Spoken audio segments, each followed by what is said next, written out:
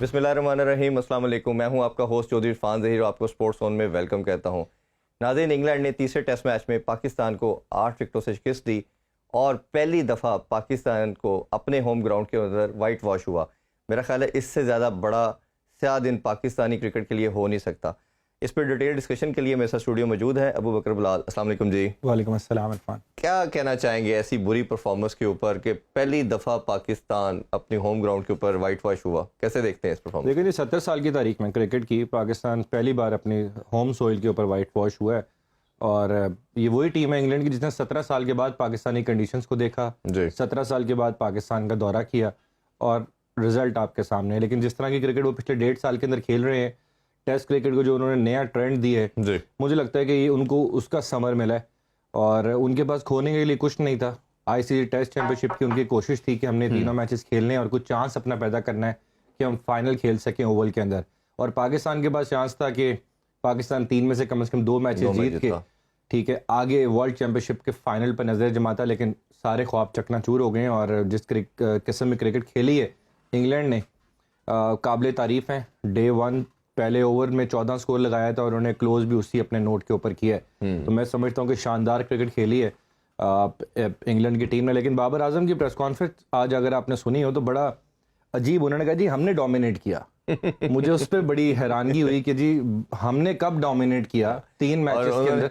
हाँ, या तो वो डोमिनेंट को गलत इंटरप्रेट कर रहे हैं या उनको समझ नहीं आई कि इंग्लैंड ने उनको डोमिनेट किया, शायद वो ये कहना चाह रहे थे। लेकिन उन्होंने ये बाकायदा कहा जी हमने डोमिनेट किया, हमने बड़ी अच्छी क्रिकेट खेली, कुछ गलतियां हुई। ऑब्वियसली रियलिटी चेक तो होता है इस तरह की हार के बाद, अगर कर लेंगे तो ज्यादा बेहतर है, पाकिस्तान क्रिकेट के लिए बेहतर होगा। इसको ना ओवरऑल हम समराइज करने की कोशिश करते हैं, क्योंकि ये पहली बात तो ये कि ये हार हम जो क्रिकेट लवर हैं, जो क्रिकेट से एसोसिएटेड लोग हैं, हमसे ये डाइजेस्ट नहीं हो रही, हजम नहीं हो पा रही कि आखिर किस डगर पे लाके इन्होंने छोड़ दिया। थोड़ा सा टॉप से बॉटम की तरफ चलते हैं, कप्तानी की तरफ, कोचिंग की तरफ भी मैं आऊँगा, लेकिन पहले ज़रा हम ऊपर से नीचे की तरफ सारा देखते हैं। अगर आप देखें तो 2017 में चैंपियन ट्रॉफी जीती, टेस्ट 2 साल से हम T20 के अंदर नंबर 1 रहे और फिर उसके बाद एक सीरीज़ श्रीलंका के अगेंस्ट हम हारे जब मिसबाह उल हक कोच बने। पहले तो उसको हटाया गया मिकी आर्थर को क्रिकेट कमेटी ने, उसके बाद सरफराज को भी हटा दिया जाता है और फिर ये मिसबाह उल हक और एक कॉम्बो बनता है बाबर आजम का। अप्रोच हमें उधर ही क्लियर नज़र आ गई थी। हम जो लोग क्रिकेट को फॉलो करते हैं, हमें समझ आ गई थी उसी टाइम में कि ये अब एक सर्टन क्राइटेरिया के तहत क्रिकेट होगी, जिस तरह मिसबाह उल हक के टाइम के अंदर भी क्रिकेट थी। बट लोग उसको सपोर्ट कर रहे थे, हम लोगों ने भी as a cricket loving nation उसको सपोर्ट किया कि चलें अल्लाह ताला की बेहतरी आ जाए, लर्निंग की तरफ चीज़ें आएँ। बट एक डायरेक्शन होती है ना, हमें वो पता चल गया था। अच्छा, अब उसमें सबसे पहले मैं इसको आपसे जानना चाहूँगा, क्योंकि आप भी हर सीरीज़ को कवर करते हो, ये बताइए कि इस चेयरमैन के आने के बाद से, क्योंकि हम थोड़ा सा मज़ीद अब आगे बढ़ें, तो बड़े दावे किए गए कि अगर चेयरमैन क्रिकेटर होगा तो चीज़ें कोई उसको बेवकूफ़ नहीं बना सकता, वो चीज़ें ज़्यादा बेहतर समझता है, वो अच्छी कर पाएगा। तो काफ़ी कुछ ऐसे दावे किए गए। ख़ास तौर पे इनके चेयरमैन आने, रमीज़ राजा के आने के बाद कैसे आपने क्रिकेट को देखा, जो डायरेक्शन और एक डिक्लाइन की तरफ की, उसको कैसे समराइज़ करेंगे? देखिए, मैं समझता हूँ कि थोड़े से लकी ज़रूर हैं रमीज़ राजा जो हैं। जैसे वो आए 1 महीने बाद ही हमने वर्ल्ड कप में जाना था, पाकिस्तान 5 पूल के मैचेस खेल के सेमीफाइनल में पहुंच गया। सेमीफाइनल में फिर हमें वही एक शिकस्त हुई और हमारा इवेंट ख़त्म हो गया। लेकिन बेचने को ये था कि हम सेमीफाइनल में पहुंचे। उसके बाद एशिया कप हुआ, हम पहला मैच इंडिया से हारे, दूसरा जीते, कर करा के हम श्रीलंका से बैक टू बैक 2 मैचेस हार के हम फाइनल हार गए। ठीक है जी, हमने कहा हमने फाइनल खेला। उसके बाद दोबारा जब T20 वर्ल्ड कप आया, स्टार्ट जिस तरह हुआ, इंडिया के खिलाफ हारे, उसके बाद एक इबरतनाक शिकस्त मिली जिम्बाब्वे के खिलाफ, और फिर अगर मगर के भंवर से निकल के नेदरलैंड की मेहरबानी की उन्होंने साउथ अफ्रीका को शिकस्त दी और हम सेमीफाइनल में पहुंच गए। तो वहां पर हमने एक मैच अच्छा खेला अगेंस्ट साउथ अफ्रीका और फिर फाइनल हम हार गए। तो ये चीजें हैं बेचने के लिए रमीज राजा के पास कि मैंने वर्ल्ड कप का एक सेमीफाइनल खेला, एक फाइनल खेला, एशिया कप का फाइनल खेला, ये तो उनके पास चीजें हैं। लेकिन होम सीरीज में क्या जवाब देंगे वो, उनके पास क्या प्लान था? हमारी होम सीरीज पे कभी इतनी डिस्कशन नहीं हुई कि हमारी विकेट्स इतनी खराब हैं, वो भी इसी दौर के अंदर हुई। पहले न्यूजीलैंड आई तब हमें डीमेरिट पॉइंट मिले, इंग्लैंड आई तब हमें डीमेरिट पॉइंट्स मिले। तो डीमेरिट पॉइंट्स मिलना शुरू हो गई, एक नई डगर पे हम चल पड़े कि हमें पता ही नहीं चला कि हमने विकेट बनानी किस किस्म की है, विकेट कैसी होनी चाहिए थी, अब हमें कहां पर बेनिफिट होना चाहिए था। ना हमने टीम सिलेक्शन सही की। देखें, स्टेप वाइज चलते हैं जी, स्टेप वाइज आज। हाँ जी। विकेट से पहले करते हैं, हमने चेयरमैन की बात की तो सबसे पहला इनकी प्रेस कॉन्फ्रेंस आपने भी डेफिनेटली वो देखी हो, सुनी होगी। उन्होंने सबसे पहले बात की कि हमारी पिचेस का जो क्राइटेरिया है वो बड़ा बुरा है, स्टैंडर्ड बिलो पार है, और मैं जो सबसे पहला मेरा फोकस होगा पिचेस पे होगा। उन्होंने ड्रॉप इन पिचेस का आइडिया दिया जो हम लोगों ने कहा कि शायद इधर नहीं सूटेबल, बट उनका स्टांस बड़ा क्लियर था। फिर उन्होंने कहा कि डोमेस्टिक के अंदर अब मैं देखता हूँ कैसे रिजल्ट नहीं आता, ऐसी पिचेस प्रिपेयर होंगी, रिजल्ट आएगा। जब होम सीरीज शुरू होती हैं, ऑस्ट्रेलिया की सीरीज आती है, तो वो कहते हैं हमारी टीम बड़ी हल्की है, ऑस्ट्रेलिया के बॉलिंग लाइन अप दुनिया की नंबर 1 बॉलिंग लाइन अप है, ये हमारे बैट्समैनों को उड़ा देंगे, इसलिए हमने बैटिंग विकेट्स बनाई। इंग्लैंड की दफ़ा भी आपने वो किया। दुनिया सारी दुनिया के अंदर जो भी टीम होती है, अभी हमने उस दिन भी बात की थी शायद बांग्लादेश की, उसने ओडीआई सीरीज इंडिया को हरा दी, हर अपनी कंडीशन का फ़ायदा उठाती है। इंडिया तो पूरी मड वाली विकेट बनाती है, पहले दिन ही बॉल स्पिन करना होता है और बाद में बेहतर वो आपको लगता है कि 2-3 में मैच ख़त्म कर देते हैं।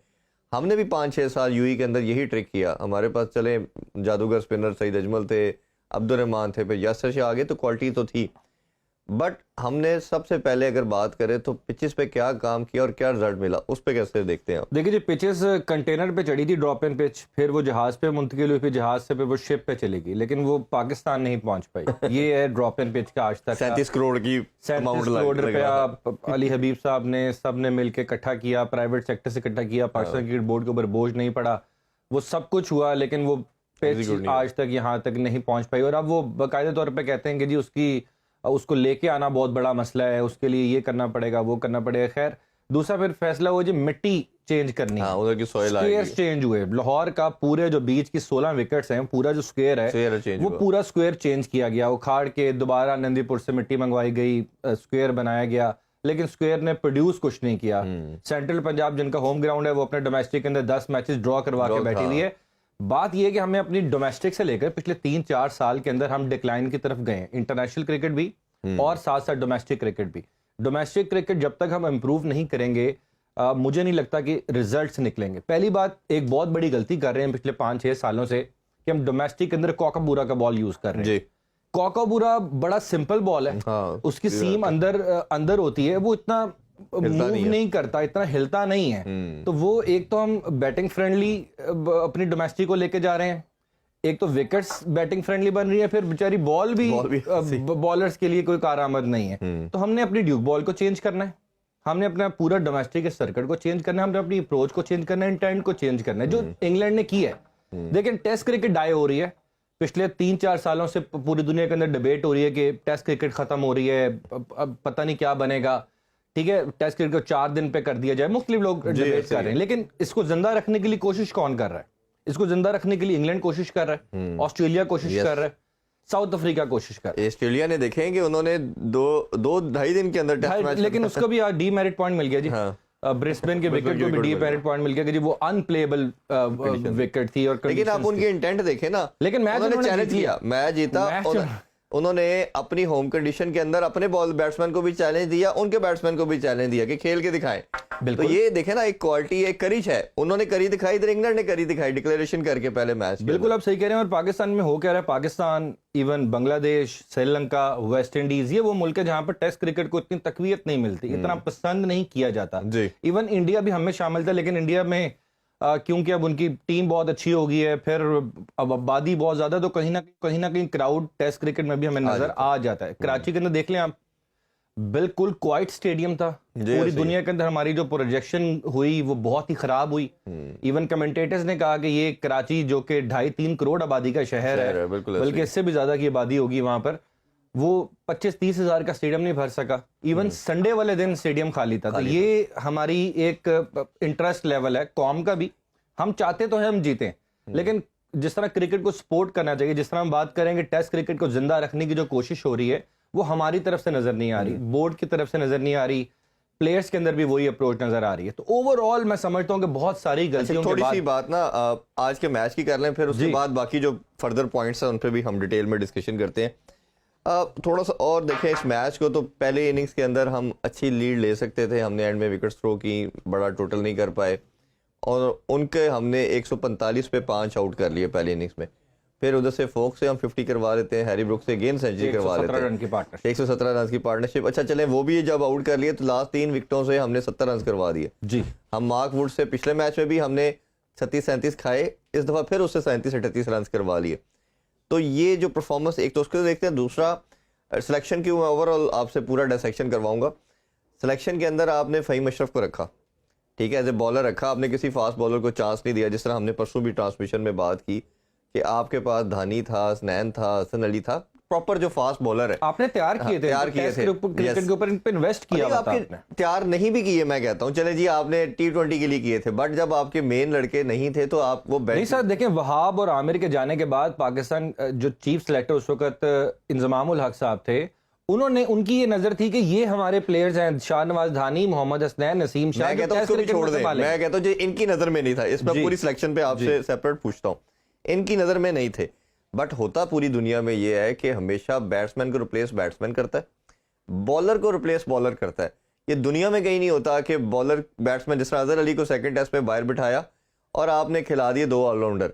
इस टेस्ट मैच में फ़हीम अशरफ को खिलाया जा रहा है as a bowler, Faheem Ashraf को पहले इनिंग्स में एक ओवर करवाया गया। कल मैं कमेंट्री सुन रहा था वकार यूनस की, तो वो नासिर हुसैन से उन्होंने बात करते हुए, जब पहला आज ओवर करने आए तो उन्होंने कहा कि ये इसने कल क्यों नहीं बॉलिंग की पहले इनिंग्स में।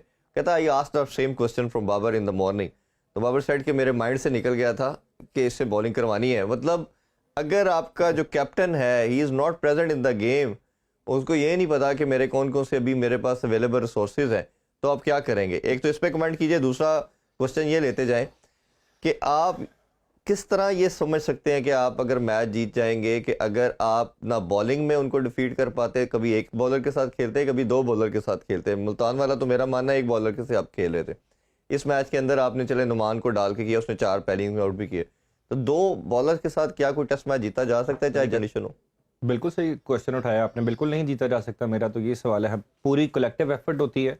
देखिए इंग्लैंड के अंदर अगर बॉलिंग डिपार्टमेंट की बात की, जो रूट ने भी विकेटें लेके दी हैं, हाँ बिल्कुल, वो ऑलराउंडर नहीं है, वो बैटर है, वो बहुत पार्ट टाइमर से बॉलर है, वो भी विकेटें लेते रहे हैं। तो हमें अपने, देखें फ़हीम अशरफ को ओवर क्यों नहीं दिया गया, ये सिर्फ बाबर की जिम्मेदारी नहीं है, ये प्लानर्स भी होते हैं टीम के साथ, हेड कोच भी है, एक पूरा थिंक टैंक भी टीम के साथ बैठा होता है। क्या अपनी फॉर्मेशन होनी चाहिए, कौन से प्लेयर आपको अपने डालने हैं, तो ये तो मैं समझता हूं कि ये कलेक्टिव फेलियर है हमारा। ना सिर्फ बाबर आजम का फेलियर है, नायब कप्तान अगर टेस्ट के अंदर रिजवान है, उनका भी फेलियर है, ये हेड कोच का भी फेलियर है, ये टीम मैनेजमेंट पूरी का फेलियर है कि अगर किसी को ये नहीं पता था कि फ़हीम अशरफ भी हमारे पास बॉलर है, हमने उसको ओवर कराने हैं। लेकिन बात यह है कि जब हमारे पास हमारी मेन स्ट्रेंथ आउट हुई, जिसका जिक्र भी किया बाबर आजम ने कि शाहीन, हारिस और नसीम का में बड़ा नुकसान हुआ इस सीरीज के अंदर, तो फिर हम एक्सपीरियंस की तरफ क्यों नहीं गए?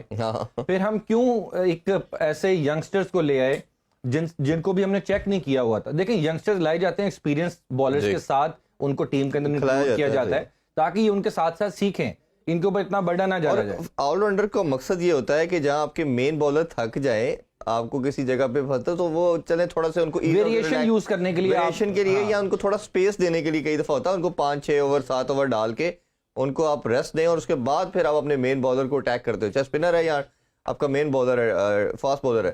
तो आपने तो ऑलराउंडर को मेन बॉलर के तौर पे खिला दिया और मेन बॉलर खिलाया ही नहीं। मेन बॉलर खिलाया नहीं। देखिए जी, रियलिटी चेक, मैं बार बार कहूंगा कि हमें चेक करना पड़ेगा कहाँ कहाँ हमने गलतियां की हैं। सीरीज गुजर गई है, सीरीज के अंदर कहीं नजर नहीं आया कि हम हारे हैं, हमें ऐसा लगा है कि हमने सरेंडर किया है। तीनों मैचेस हमने सरेंडर किए हैं, पहला मैच भी, दूसरा भी, मुल्तान टेस्ट और तीसरा कराची टेस्ट भी। 4-4 दिन के अंदर उन्होंने टेस्ट मैच खत्म कर दिए हैं। और आपके मतलब क्या, आज चौथा दिन तो लकीली हो गया, अगर कल कोई हाफ एन आवर उनको मिल जाता तो कल खत्म था मैच, 1 घंटे के अंदर। यही था कि वो खत्म कर देना, और आज भी बैड लक और स्ट्रोक्स वगैरह ने टाइम नहीं लिया। अभी छोटा ब्रेक लेते हैं, वापस आके मैं आपसे सेकंड इनिंग्स के हवाले से भी जरा बात करूंगा। नाजरीन don't worry, stay with us, we will be right back after a short commercial break. Welcome back in sports on. हम बात कर रहे थे ब्रेक से पहले टेस्ट सीरीज के फाइनल डे के हवाले से भी। अच्छा, फिर सेकंड इनिंग्स की अगर हम थोड़ी बात करें, उन्होंने जो हमसे लीड लेनी थी, ऑलमोस्ट समहाउ 50 रन की लीड ली, वो लास्ट विकेट जिस तरह हमने कहा कि उससे भी 70 रन करवा दिए हमने लास्ट 3 विकेट से। हम जब बैटिंग करने आते हैं 50 पे कोई आउट नहीं होता, 54 पे 3 आउट हो जाते हैं। अब्दुल्ला शफीक और शान मसूद, हमें लगता था थोड़ा सेटल्ड हमारा पेयर है, लेकिन अगेन आउट हो गया। अजहर अली की लास्ट इनिंग थी, वो फिर 0 पे आउट हो गया अनफॉर्चुनेटली। वो ओबियसली चाह रहे होंगे अच्छे नोट पे करते। फिर थोड़ी सी सेटल डाउन होते हैं हम। बाबर को देखा 50 की, साउशकील ने साउथ शकील मुझे लगता है कि इस अगर एक ही पॉजिटिव साइन देखें तो इस पूरी सीरीज का साउथ शकील है और इब्रार अहमद है ओबियसली के दो लड़के। और मैं इस पे सेपरेट आपसे पूछना चाहूँगा इस मैच की डिटेल के बाद कि डोमेस्टिक की वैल्यू को पता चला हमें, चले जैसी भी है लंगड़ी लूली टूटी फूटी जो हम बात करते हैं जी वो स्टैंडर्ड नहीं है, बट जिन्होंने डोमेस्टिक खेली थी उन्होंने आके आपको परफॉर्म करके दिया, जिन्होंने नहीं खेली थी 10-11 लड़के सारे के सारे फ्लॉप नजर आए, चाहे वो जो जिस मर्जी कैलिबर के थे। तो अच्छा उसके ये बताइए कि एक तो सेकंड इनिंग से बता दें और ये जो डोमेस्टिक की वैल्यू के हवाले से भी बताएं। देखिए सेकंड इनिंग के अंदर अगर देखें हम फॉलो विकेट्स अपनी, तो हमारे ज़्यादातर बैटर्स जो है वो फ्रंट फुट पर आउट हुए हैं। हमने क्या ये गलती की है कि हमने बॉल होने से पहले अपना फ्रंट फुट जो है ना बाहर निकाल के रखा। अब ज़्यादातर अब रिकैप में भी जाके देखें तो हमारे बैटर्स ये गलती करते रहे हैं। इवन हालांकि होता यही कि एशियन कंडीशंस के अंदर आप फ्रंट फुट को ज़्यादा यूज़ करते हैं और ऑस्ट्रेलिया वगैरह कंडीशन में जाते हैं तो आप बैक फुट पर आते हैं। पहले 2 टेस्ट में तो हम सुनते रहे कि हम टॉस हारे हुए हैं, हम चौथी इनिंग्स खेलनी पड़ेगी, तो एशियन कंडीशन के अंदर बड़ा मुश्किल होता है। तो तीसरे टेस्ट के अंदर टॉस हम जीते, हमने वहाँ पर जो सेकंड इनिंग के अंदर करना था वो थोड़ा सा लंबा रन्स बनाने थे ताकि हम उनको अंडर प्रेशर ला सकें। लेकिन फिर वही जिस तरह आपने कहा कि एक अच्छा स्टार्ट मिला, उसके बाद इनिशियल कोलैप्स हुआ, फिर उसके बाद सऊद शकील और बाबर आजम ने संभाला और उसके बाद एक सेकंड कोलैप्स हुआ जिसने पाकिस्तान नजर आ गया था कि अब इतना स्कोर नहीं है कि इस विकेट के ऊपर डिफेंड किया जा सके। और फिर जिस किस्म की उन्होंने क्रिकेट खेली, जिस किस्म का अटैक किया, पाकिस्तान के पास मुझे कहीं प्लान बी नजर नहीं आया। तीनों मैचेस के अंदर हमारे पास कोई प्लान बी नहीं था। हम एक जिस तरह बाबर ने इतराफ कर लिया ना कि मुझे पता नहीं चला कि फहीम अशरफ भी मेरे पास बॉलर हैं, मैं इनको बॉलिंग करवा लेते हैं।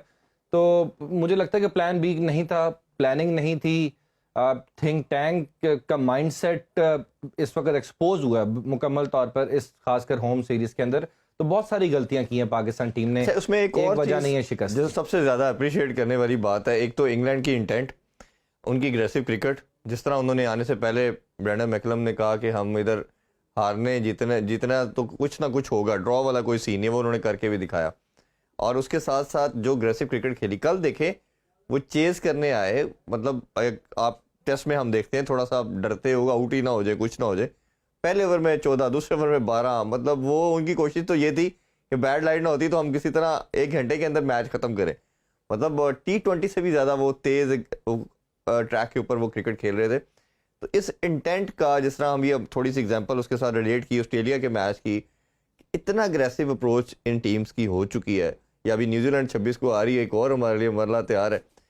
ये क्रिकेट जिस ब्रांड पे खेल रहे हैं और जिस पे हम पाकिस्तान खेल रहे हैं, कितना ज्यादा ये डिस्टेंस आपको नजर आ रहा है बन चुका है? देखिए जी, आपने भी न्यूजीलैंड का जिक्र किया, एक छोटी सी अपने नाज़रीन के साथ इन्फॉर्मेशन शेयर कर दूं कि पहले तो प्लान था कि पाकिस्तान का स्क्वाड जो इंग्लैंड के साथ खेलेगा उसको रिलीज नहीं किया जाएगा। एक जो न्यूजीलैंड का स्क्वाड अनाउंस किया जाएगा, अगर कोई प्लेयर इन हुआ तो वो स्क्वाड ज्वाइन कर लेगा। लेकिन अब इस इबरतनाक शिकस्त के बाद टीम मैनेजमेंट ने यह फैसला किया है कि स्क्वाड को रिलीज कर दिया जाए।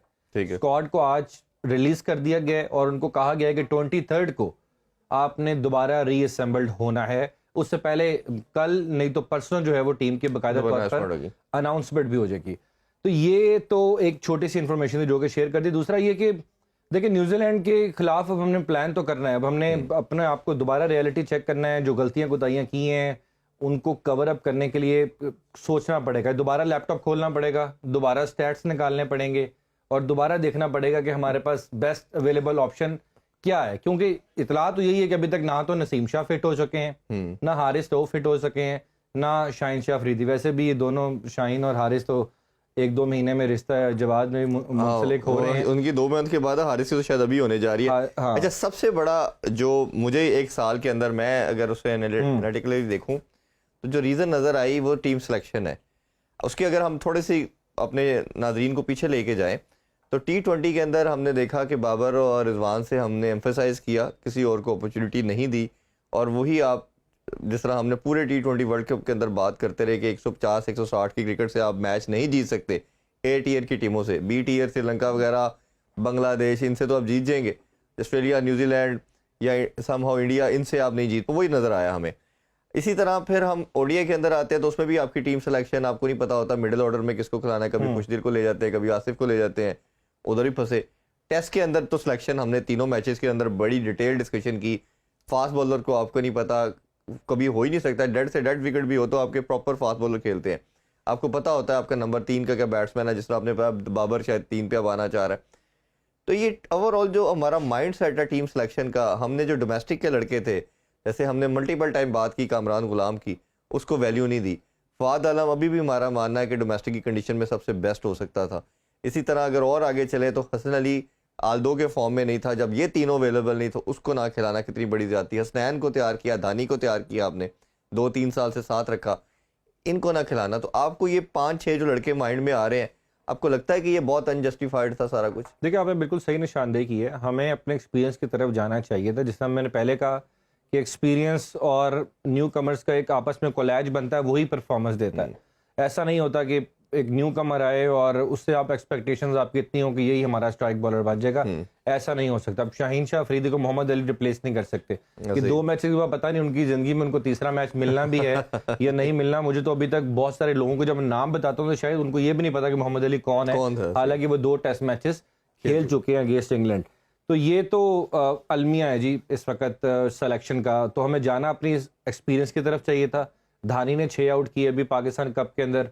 मीर हमजा लगातार आउट करते आ रहे हैं, वनडे में हो या 4 डे क्रिकेट हो, हमें वहां पर नजर आते हैं। जैसा रमीज ने कहा ना कि हमारी बदकिस्मती है कि हम शॉर्टर फॉर्मेट से अपने प्लेयर लॉन्गर फॉर्मेट के लिए सिलेक्ट कर रहे हैं। तो यही मैं समझता हूँ कि सही उन्होंने निशानदेही की है, लेकिन ये निशानदेही हमारी करनी बनती थी, उनको इस्लाह करनी चाहिए थी। उन्होंने इस्लाह नहीं की पिछले 1-1.5 साल के अंदर। की ना उन्होंने जूनियर प्रीमियर लीग लॉन्च कर दी, वो भी T20 के अंदर। वो उन्होंने बच्चों को भी कहा कि आपने T20 खेलनी है। जब अच्छा, इस पे बड़ी डिबेट होती है जी इंडिया के अंदर। देखें इंडिया का स्ट्रक्चर कितना मजबूत है, उनको बैटर्स कितने जबरदस्त पूरी दुनिया के अंदर उनके डोमिनेट कर रहे हैं। वो लोग अंडर 19 के अंदर T20 क्रिकेट नहीं करवाते, ऐसे ही उनका एक भी टूर्नामेंट नहीं है। उनका जो सबसे सुपीरियर टूर्नामेंट अंडर 19 का वो 3 डे टूर्नामेंट है, ऐसे ही है। वहां से प्लेयर निकल के ऊपर आता है। राहुल द्रविड़ ने अगर 5 साल अंडर 19 के साथ लगाए हैं तो वो अंडर 19 के लड़के अब नजर आ रहे हैं हमें उनकी नेशनल टीम के अंदर।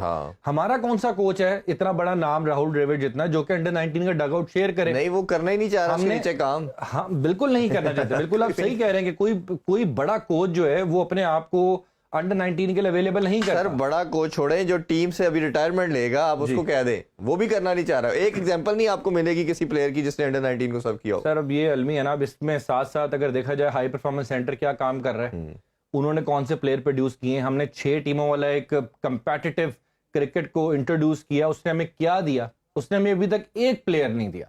ये इब्रार अहमद इस नए स्ट्रक्चर से नहीं आया, वही पहले से डिपार्टमेंट्स खेलता रहा है और बड़ा 2016 से परफॉर्मेंस देता होता, अब उसको चांस मिला है और उसने अपने आप को इंप्रूव भी बहुत किया। अगर आप उसकी सेंटर फिंगर देखें ना तो वो फिंगर बॉलिंग कर करके उसकी वो उंगली इतनी मोटी हो चुकी है। और पहले वो इवन खेलते रहे डोमेस्टिक और PSL, उसकी इफेक्टिवनेस नहीं थी, बट अभी जो 1 साल में उन्होंने इंप्रूव किया वो नजर आ रहा है। इंप्रूव किया है। तो दूसरी तरफ अगर हम बैटिंग में देखें, अब्दुल्ला शफीक अगर हमें मिला तो ये हमें पुराने सर्किट के सारे प्लेयर हैं जो कि अब अवेलेबल हैं। नए डोमेस्टिक स्ट्रक्चर ने हमें क्या दिया at the end? Mohammad Ali जो हमारे पास ऑप्शन बची, हमने उसको टीम के अंदर इंक्लूड किया। उसमें अबूबकर मेरा मानना पता है, इसमें मेरा स्टांस बड़ा क्लियर था और मैंने PCB के हुकाम से भी बात की, जब उनके इंटरव्यूज भी किए। होना क्या चाहिए था आइडली, अगर जब ये अनाउंस किया गया तो पूरी दुनिया में इसी तरह ही होता है कि आपकी रीजन की क्रिकेट होती है, आपके डिपार्टमेंट क्रिकेट होती नहीं, लेकिन उनकी पॉपुलेशन डिफरेंट है, एंटायरली हमसे डिफरेंट, स्ट्रक्चर डिफरेंट है। वो ऑलरेडी डेवलप कंट्रीज हैं, उनको वो मैटर नहीं करता। हमारा तो एक लड़का आपको पता है घर चलाता है, पूरी फैमिली को रन कर रहा होता है, उसका डिपार्टमेंट उसको सिक्योर करता है जॉब के लिहाज से। जब उसकी जॉब चली गई तो वो सारे के सारे क्रिकेट छोड़ गए और 700-800 लड़का जॉबलेस हो गया। मेरे ख्याल में होना ये चाहिए था कि इसको आपको 2 ग्रेड्स में लेके चलते। आपका नीचे जो स्ट्रक्चर डिपार्टमेंट वो नीचे बेस तैयार करता, फ्लोर जिसे कहना चाहिए ग्राउंड बेस तैयार करता, उसमें से जो आपके A टियर के लड़के थे वो जाते आपके रीजन सिस्टम में, जो 6 टीमों का आपका स्ट्रक्चर है, उसमें आपकी कंपेटिटिव क्रिकेट ऑलरेडी होती रहती। तो मेरा ख्याल है दोनों को पैरेलल चलाना, इसके भी प्रेसिडेंट मिलते हैं हमें। देखिए, पैरेलल चाहे ना चलाते, एक इवेंट कराना था ना एक्स्ट्रा, आपने इंटर डिपार्टमेंट क्रिकेट करवा लेते, आप ये करवा लेते। आप देखिए, बच्चा बेरोजगार हुआ है। बात ये है कि 1500 के करीब पहले लड़का ऐसा था जो कि पाकिस्तान के अंदर कॉन्ट्रैक्ट के ऊपर कहीं ना कहीं खेल रहा था, उसको रिजक मिल रहा था, वो कुछ ना कुछ कमा के महीने के बाद घर जाके अपने घर के जो खर्चे हैं वो भी चला लेता था। अब ये खत्म करने से हुआ क्या है कि 270 लोग रह गए जो सिर्फ कॉन्ट्रैक्ट में पैसे जिनको मिल रहे हैं पाकिस्तान क्रिकेट बोर्ड की तरफ से, और ये भी बोझ है पाकिस्तान क्रिकेट बोर्ड के ऊपर ये पाकिस्तान क्रिकेट बोर्ड अपने फंड से पैसे निकाल पहले तो 192 का था, पहले 192 था, लेकिन सेकंड 11 डाल डूल के 272 लोग बनते हैं जी टोटल, जिनको पीसीबी अकोमोडेट कर रहा है। बाकी क्या कर रहे हैं, कोई टैक्सी चला रहा है, कोई उबर चला रहा है, जो गांव के लड़के थे उनको उनके वालिदैन ने कहा जाओ जी खेती बाड़ी करो, बहुत होगी, क्रिकेट डिपार्टमेंट हमारा खत्म हो गया। तो वो बच्चा सारा सर्कल से आउट हो गया। जो आपने बात की ना कि हमने बेस किया है हमारे पास, तो बेस हमारे पास 272 लोगों की है। और दुनिया के अंदर अगर ये सिस्टम है ना छह टीमों वाला, तो वहां पर उनका बड़ा डीप स्ट्रक्चर है। उनकी अंडर 13 अंडर 8 से उनकी क्लासेस शुरू होती हैं, अंडर 8, अंडर 13, अंडर 16, आपका अंडर 19, फिर 18, फिर फर्स्ट क्लास, फिर ऐसे। तो आप देखें ना कि इस सर्किट और क्लब के नीचे दरमियान का जो रोल प्ले करना है, वो तो लिकोना आपके साथ अटैच हो गया। सेंटर वाला तो आपका बिल्कुल खाली रह गया। उस सेंटर वाला एक लड़के ने 270 में आना किस तरह है, इसका तो मैंने पीसीबी वालों से पूछा, मुझे बताएं कि एक लड़का ये जो स्ट्रक्चर है इसके अंदर आना चाह रहा है, उसको पिक कैसे करेंगे। ये तो सारे वही लड़के हैं जो पहले आपके पास थे, आपने डिपार्टमेंट से स्क्वीज करते करते, वो भी जिस तरह सिलेक्शन हुई आप भी जानते, मैं भी जानता हूँ, आप उसको एमिट में ले आए पीसीबी के। बट अब जो कोई नया बच्चा जो क्लब के अंदर परफॉर्म कर रहा है, वो आएगा किस तरह, ये तो किसी ने अभी सोचा ही नहीं है। और ना मेरा ख्याल है पॉसिबल अभी इतनी जल्दी किसी तरह वो सिस्टम बनाना कि वो उसमें आ सके। देखिए जी, इसके लिए तो उन्होंने जो प्लान दिया है कि जी डिस्ट्रिक्ट क्रिकेट हो, कि जी डिस्ट्रिक्ट क्रिकेट के नीचे फिर जोन क्रिकेट होगी, जोन में बच्चे आएंगे क्लब क्रिकेट से निकल के। तो ये तो एक प्लान है, लेकिन आता कोई नहीं है। अगर आप एलसीसीए, जिसको अगर हम कहेंगे पिछले 3-3.5 सालों से सेंट्रल पंजाब का हेड ऑफिस होना चाहिए था, अब उसके जाके डग आउट देखें, उसका ड्रेसिंग रूम देखें, इंटरनेशनल प्लेयर और ड्रेसिंग रूम के अंदर बैठना पसंद नहीं करता। सही है, बिल्कुल बाहर बैठते हैं, धूप हो, ठंड हो, गर्मी हो, सर्दी हो, वो बाहर सीढ़ियों में बैठना पसंद कर देते हैं, ड्रेसिंग रूम में नहीं जाते। ये हमारा सेंट्रल पंजाब की, मैं आपको एक एग्जांपल दे रहा हूं। दूसरी तरफ अगर हम देखें, अगर यॉर्कशायर क्रिकेट है तो उनका हेड ऑफिस किस किस्म का है। अब और अगर ऑस्ट्रेलिया के अंदर अगर हम देखें, एडिलेड हालांकि छोटा सा कस्बा है एक, ठीक है, रीजन सिटी है उनका, कोई बहुत मेजर सिटी नहीं है, लेकिन वहां पर एडिलेड स्ट्राइकर्स अगर खेलते हैं तो उनकी 4 टीमें खेल रही होती हैं, उनके साथ तकरीबन 300 के करीब क्लब रजिस्टर्ड होते हैं उस एसोसिएशन के साथ, और फिर एक मुकम्मल उसको लुक आफ्टर किया जाता है। यहाँ पर सेंट्रल पंजाब साल में एक टूर्नामेंट करवा तो देता है, लेकिन फ्रॉम नोवेयर उसके अंदर हमें स्कूल क्रिकेट नजर आती है, उसके अंदर फैसलाबाद के स्कूल नजर आते हैं, लाहौर के स्कूल नजर आते हैं। वो बच्चे जो कि ऑलरेडी स्कूलों में खेल रहे हैं, उनका एक टूर्नामेंट करवाने के लिए उनको सेंट्रल पंजाब के अम्ब्रेला के नीचे ले आते हैं जी, ये डेवलपमेंट वर्क हो रहा है। तो वो डेवलपमेंट वाले, ये तो सारे अगेन फिर वही चीज़ है, निचले लेवल के काम है। ये अच्छी चीज़ें हैं, सब हो रही हैं, चले जो अच्छी चीज़ है उसे अप्रिशिएट भी हमें करना चाहिए। बट मैं ये बात कर रहा हूँ कि ये जो 3-4 स्टेप्स आपने लेने हैं किसी ने स्ट्रक्चर में आने के लिए, वो स्टेप्स तो खाली है दरमियान में। अब पहली सीढ़ी से चौथी सीढ़ी पे कैसे जाएंगे आप? पहली दूसरी सीढ़ी के बाद तीसरी सीढ़ी आपके पास मौजूद ही नहीं है। देखिए यहाँ पर सिर्फ एक सीढ़ी है, एक स्टेप है, वो है पीएसएल के अंदर जो बच्चा खेल गया और वहां पर परफॉर्म कर गया, उसके 99% चांसेस होते हैं कि वो पाकिस्तान टीम में आ जाएगा। अब पाकिस्तान टीम का अगर करंट स्क्वाड देखें, शादाब, फहीम, नवाज, ये हसन अली, फखर जमान, के सब लॉर्ड पीएसएल की है। पीएसएल की लॉर्ड, पीएसएल में इनको कुछ को इमर्जिंग कैटेगरीज में उठाया, हसन अली को इमर्जिंग में पेशावर ने उठाया था, मुझे अच्छी तरह याद है, शादाब को इस्लामाबाद ने उठाया था, तो नवाज को इस्लामाबाद ने उठाया था। तो ये इमर्जिंग से निकल के लड़कों ने अपने आप को इम्प्रूव किया, और ये पीएसएल की वजह से, क्योंकि वहां पर एक तो स्टैंडर्ड ऑफ क्रिकेट डोमेस्टिक की निस्बत बहुत अच्छा, व्यूअरशिप बहुत ज्यादा है, हाइप ज्यादा मिलती है, प्लेयर को एटमॉस्फेयर मिलता है, प्लेइंग कंडीशंस बड़ी जबरदस्त होती हैं। तो इस तरह की कंडीशन में खेल के बच्चा यकीनी तौर पर बेहतर तो होता है।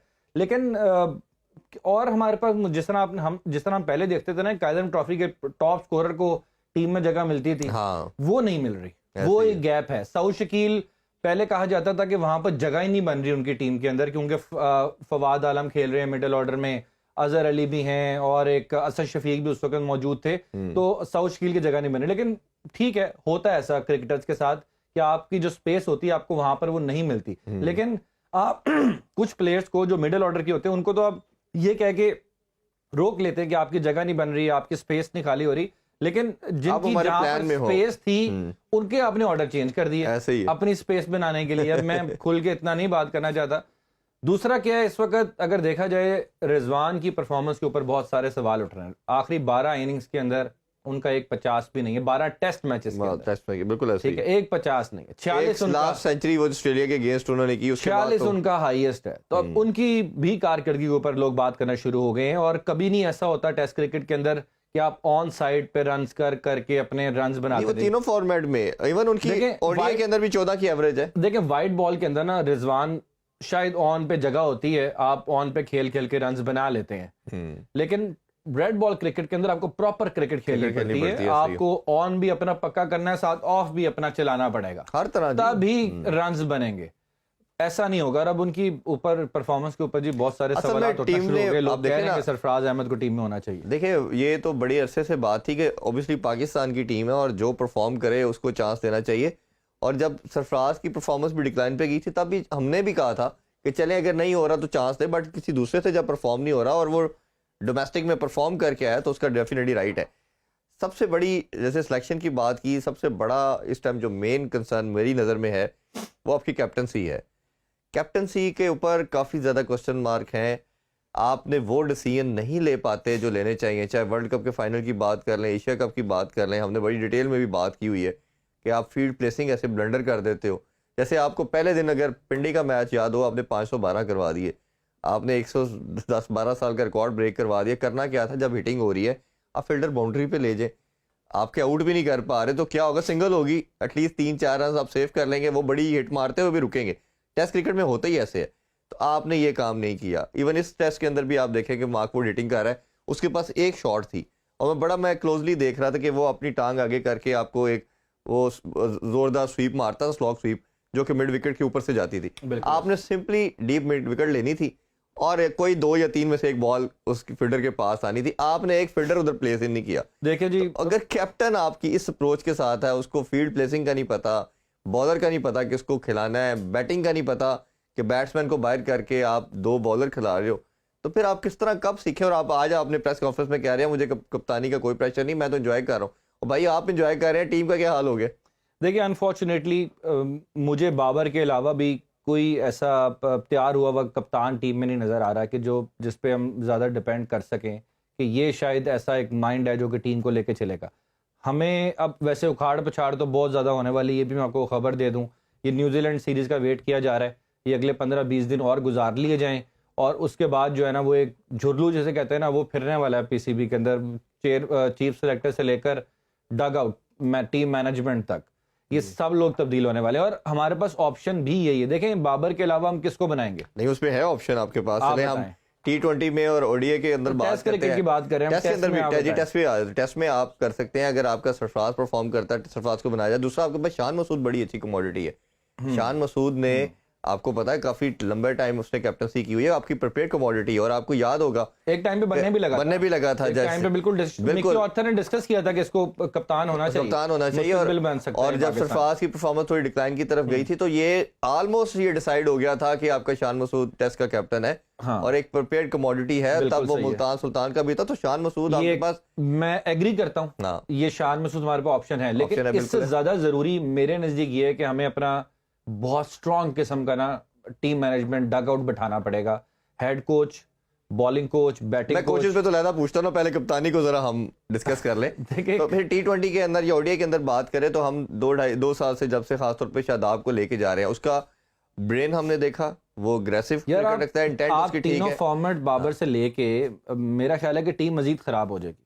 नहीं मैं ऐसे शायद डिसएग्री नहीं करता।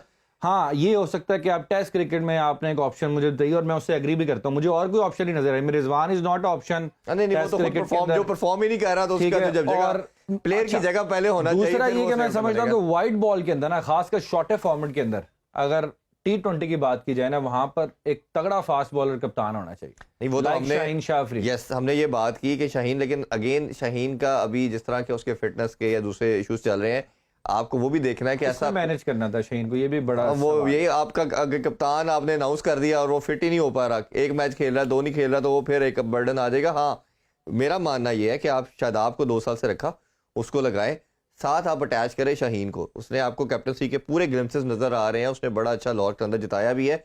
साल 2 देखें उसकी परफॉर्मेंस को भी, अच्छा परफॉर्म करता तो just go with the Shadab. अगर नहीं लगता तो आपका प्रिपेयर कमोडिटी बन चुका होगा शाहीन। उसका ब्रेन भी अच्छा है, अग्रेसिव भी है, और दोनों ही अग्रेसिव है।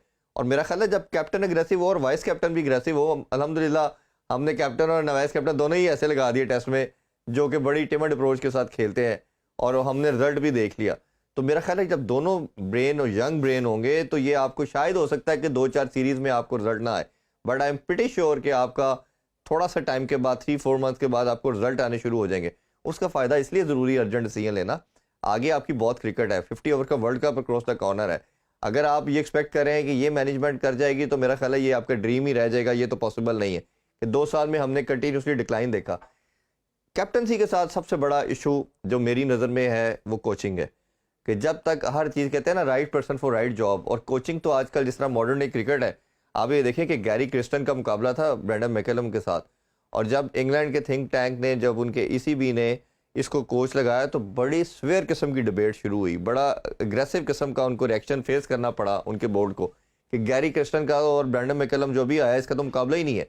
बट मैं अब सोचता हूँ इस सीरीज़ के रिजल्ट के बाद या वर्ल्ड कप जीतने के बाद, ऑब्वियसली हर जॉब का आप एक इंटरव्यू करते हो, उन्होंने जब इंटरव्यू उसका किया होगा उसने बताया होगा कि मैं इधर सिर्फ कोचिंग के लिए नहीं आया, आपका माइंडसेट वो बना के दूंगा लड़कों को कि जो आपको दुनिया से डिफरेंशिएट करेगा, और ये उनकी थिंक टैंक को समझ आया।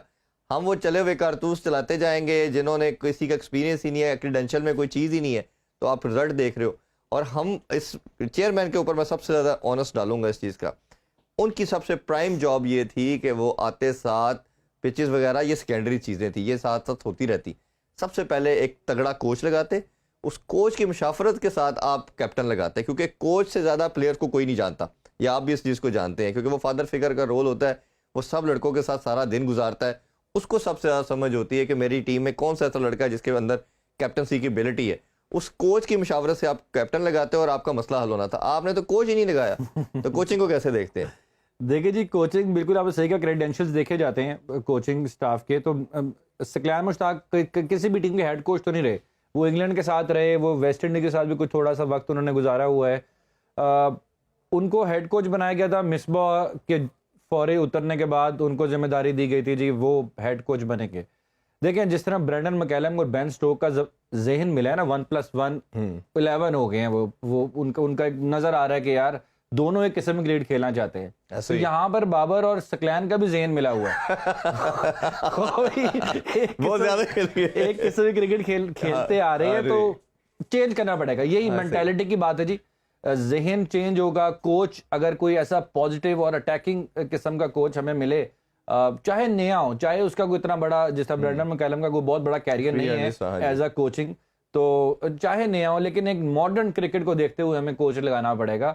और ये उखाड़ पुछाड़ होने वाली है अगले 15-20 दिन के अंदर, क्योंकि नेक्स्ट सीजन हमारा PSL के बाद शुरू होना है। ये 2-2.5 महीने मिले हैं टीम मैनेजमेंट को और ये सारी टीम को न्यूजीलैंड। चलें उसमें हम देखते हैं अब क्या क्या उखाड़ पुछाड़ होते हैं, हम उसके ऊपर डिटेल में डिस्कशन करेंगे इंशाल्लाह। आपसे मुलाकात होगी कल 4 बजे। अपना बहुत सा ख्याल रखें। अल्लाह हाफिज। पाकिस्तान जिंदाबाद।